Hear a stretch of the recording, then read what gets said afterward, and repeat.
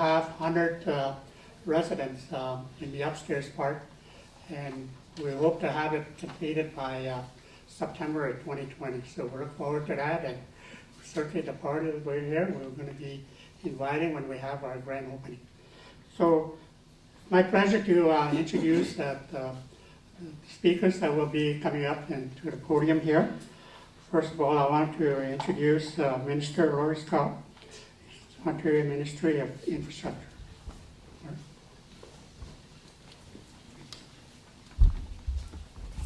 Webequie. Thank you, David Paul, and thank you to everyone here today. I'd like to acknowledge that we are on the traditional lands of First Nations and recognize the history of First Nations peoples in Ontario.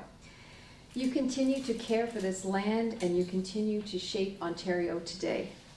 To the chiefs, elders, and all the members of the Matawa First Nation, it is an honor to be here today to bring news about an important development that will further connect communities in the north. I am especially pleased to be here for today's announcement alongside Premier Ford and Minister Rickford.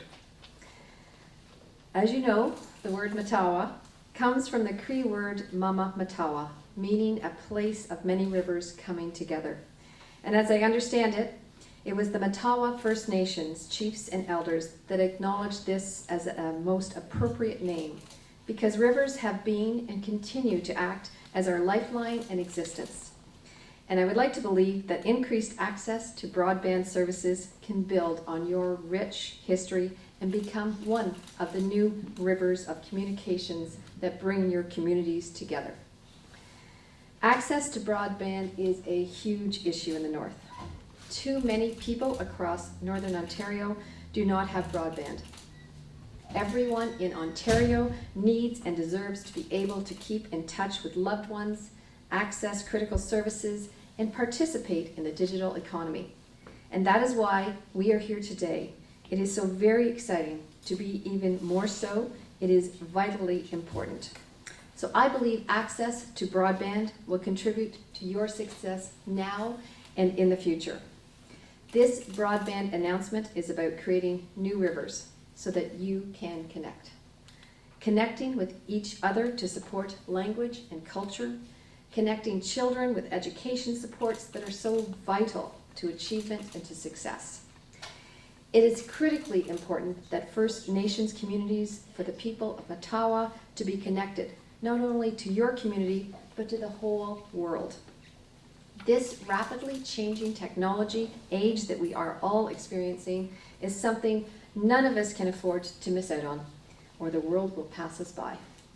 This is something Premier Ford, Minister Rickford, myself, and our entire government are working on to address.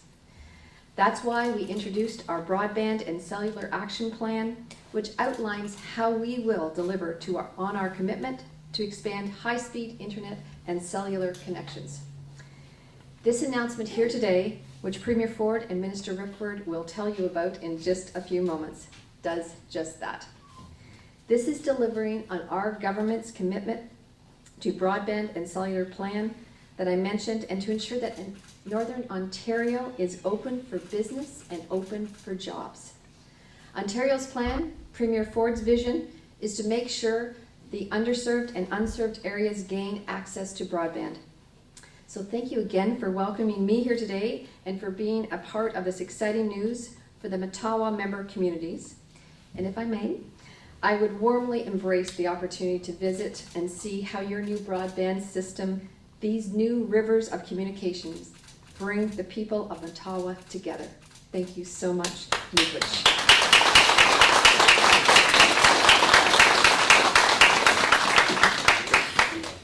Webequie, Minister Rory Scott. Now it's my pleasure to introduce our Premier of Ontario, Premier Rickford.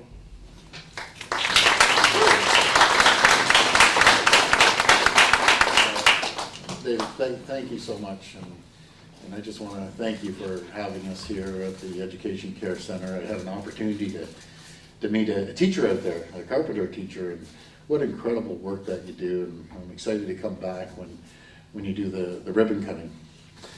My friends, when we had a meeting with the Grand Chiefs, and I want to, first of all, thank the elders and Grand Chiefs here and Chiefs. When we had a meeting with Roseanne Archibald, Grand Chief Roseanne, she came by my office, and Minister Rickford was there, and we had a chat, and we asked, what are some of the shared values around this table? How can we help you? One item really stood out is broadband, internet service, cell connections. It brings everyone together. It opens up so many opportunities for everyone, no matter if it's economics or school. Just imagine, if I went home and I told my 4 girls, by the way, you have no internet access, they'd go wild. They wouldn't know what to do. Just imagine full communities that don't have it. And we're bringing that opportunity, working collaboratively with your community. And we're grateful that we can announce this today. And we're announcing, starting with today's investment, because I say starting, because we never stop. We always look at continuous improvement. A $30 million investment for the Matawa First Nations community, and I think it's going to go a long way. It's going to go a long way, no matter if it's, as I said, economically, for education, or even policing. I heard a story when the Chiefs and Grand Chiefs came to my office that some First Nations police had to go off First Nations to do a report in that. I couldn't believe it. I thought that's unacceptable. The days of the old, 30-year-old walkie-talkies and all that, they're done under our government. We have to bring everyone up to the standards of all of Canada and Ontario until there can be proper communication. And I know everyone, once they get on the internet and have access to learn so many different areas, it's going to change their lives. It really is. And I want to say a special acknowledgement to my friend Chief Bull back there. I saw you come in, Chief Bull. Real inspiration and the leadership of Minister Greg Rickford and Minister Scott. Minister Scott, I always joke around, has the best job in the world. It's a minister of happy days and handing out checks. So she gets to go around and hand out all the money, and it's just a wonderful, wonderful person. But I can tell you who really has a loud voice at our cabinet table for First Nations community is that gentleman right there. Minister, you've done an incredible job. And I also have to give a shout out to my friend Roseanne. I affectionately call her Rosie, and I know maybe that's not politically correct, but she's such a wonderful person. The day I met Roseanne, we just hit it off. And there's so many opportunities for First Nations, and I want to work side by side with each and every one of you to make sure that you prosper and you grow and you thrive and see the opportunities out there that are right on our doorstep. But it's about working together, hand in hand, and supporting each other. But again, I want to thank you. I look forward to coming up with Minister Scott and Minister Rickford when we get this broadband installed, and it will change lives. So again, thank you. Thank you very much. And Nikwich, thank you.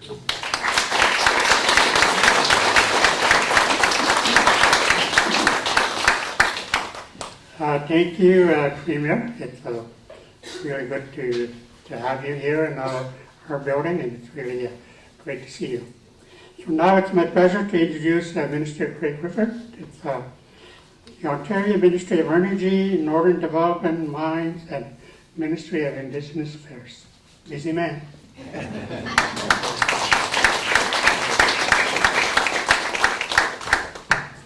Minister of everything.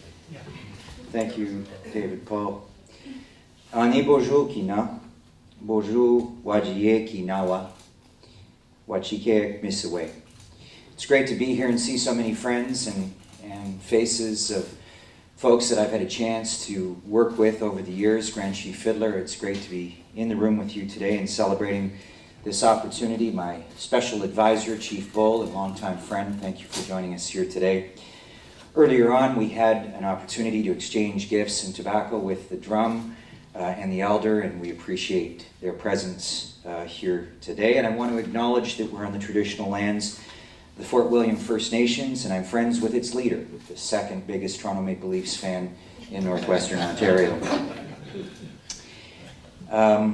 It's a great honor for me to be here today with the Premier and my colleague and dear friend, Minister Scott, but as importantly to be with the leadership of the Matawa communities. As I look at the community cluster there, I've worked in no less than 4 of those communities back in the day as a nurse, and to this day maintain friendships with many of those community members. In fact, a couple of them are amongst my closest friends, and it's nice to see you here today, Michael, as well. This $30 million investment for the Matawa broadband project will go a long way towards connecting more than 670 homes, businesses, and institutions in 5 Matawa-member communities for a faster and reliable and affordable internet service. My colleague gave a wonderful presentation here this morning about the rivers connecting and the potential for broadband to do the same thing in keeping with that spirit and that tradition. I would simply add that this is entirely consistent with our notion of a corridor to prosperity. We're not just building relationships with our member Matawa communities for a corridor to prosperity, literally, to have those communities have access by road to their communities. But the information highway in the modern day is just as important. And so we hope as we walk together that we can at the end of it all talk about a corridor to prosperity that includes more than 800 kilometers of fiber optic telecommunication cable to be laid connecting Nibinamik, Neskantaga, Eabametoong, Marten Falls, and Webequie First Nations. With high-speed internet, these communities will have access to education, training, skills development opportunities, and improve the access to public services such as telehealth and online government resources. There is no question in the modern day that internet access has become an essential part of our everyday lives, and it's no different in these isolated and remote communities. One would make the case, one would make the argument that it's actually more important to our rural municipalities and our remote and isolated indigenous communities. Expanding this kind of infrastructure to underserved remote communities is a top priority for our government.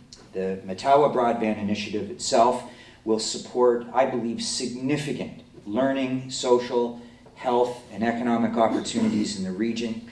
As I said earlier, including opening up the incredible potential for a corridor to prosperity that I believe the province in this country has never seen the likes of.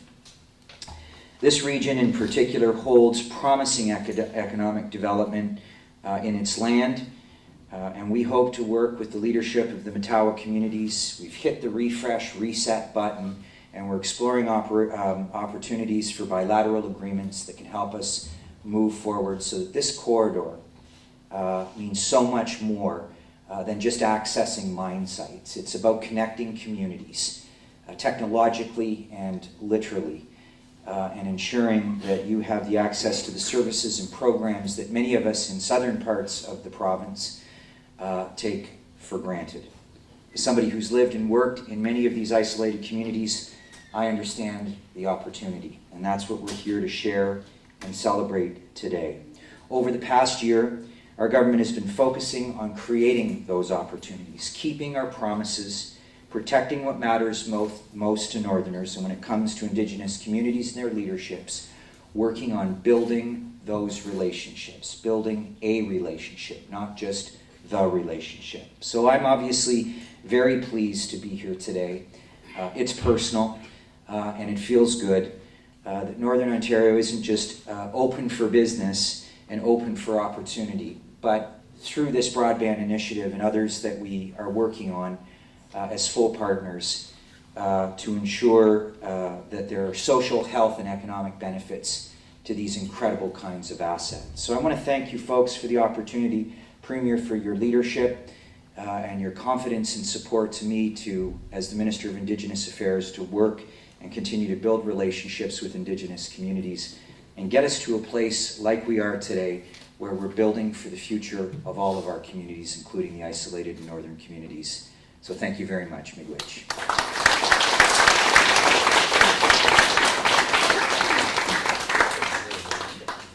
Thank you, Minister. It's Miigwech, Minister Rickford. We have two of our state chiefs here, Chief Bruce Nation and Chief Dorothy Tuido. First, we're going to have our my chief, Chief Bruce Nation, Marten Falls, say a few words. Chief.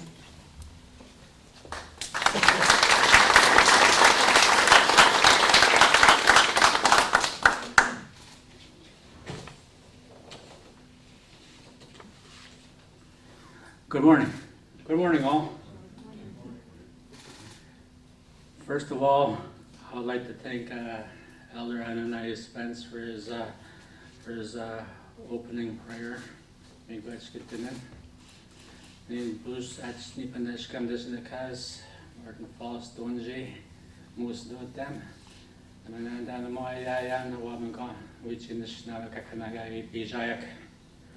I want to thank Chief Peter Collins, also here, and Grand Chief Alan Filler.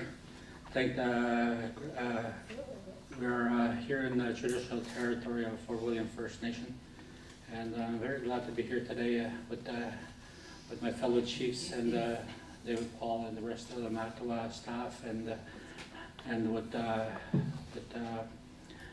Premier Doug Ford, Ministers Rickford and Minister Scott. Thank you for your announcements today. I am very pleased to be here and welcome this funding on behalf of Marten Falls First Nation. I believe that considering that